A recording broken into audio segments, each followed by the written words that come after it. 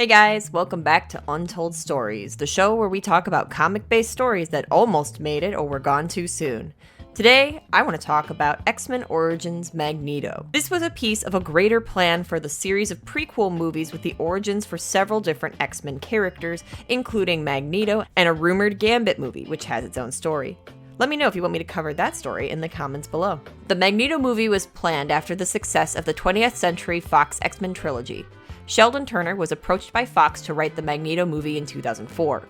Turner has since written other films such as The Longest Yard, The Texas Chainsaw Massacre, The Beginning, and Up in the Air. In 2007, Fox hired David S. Goyer to direct the film. You've definitely heard of Goyer. He's the writer behind the Blade movies and the Dark Knight trilogy. Together, he and Turner wrote the screenplay and everything was getting ready to go. You can find at least one version of the screenplay online. I have read it and I enjoyed it very much.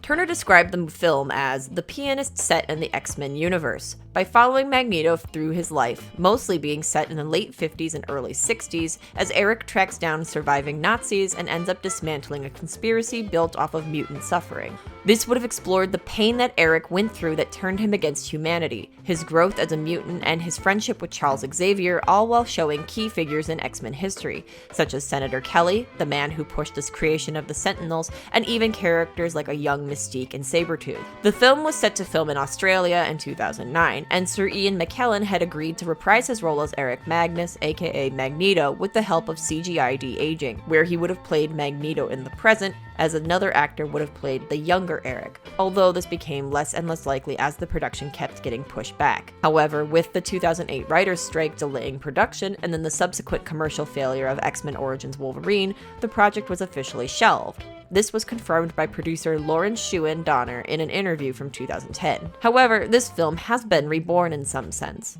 Parts of its script and ideas from this movie have been repurposed into the X-Men movies that followed it before the Disney buyout. A good chunk of the concept of X-Men First Class did come from the ideas of Magneto. And as much as I would have loved to have seen this movie focused on the Master of Magnetism, I find it difficult to argue with the results. So, let's speculate. What would this movie have done for the comic landscape? Based on the screenplay and the X-Men movies' track record before, I feel that this movie probably would have done well. I believe that the best case scenario we would have seen more prequel films like this. In a world where this movie performed well, and assuming X-Men Origins Wolverine still underperformed, we may have seen at least a few more of these rumored X-Men prequel films, like the rumored Gambit movie. Maybe we would have had more villain or anti-hero movies in the mainstream comic media, but it's hard to say. Anyway, what do you guys think? Would you have seen the Magneto movie? What villain or anti-hero movie would you like to see? Let me know in the comments below. Thanks for listening, and I'll see you next time. Bye!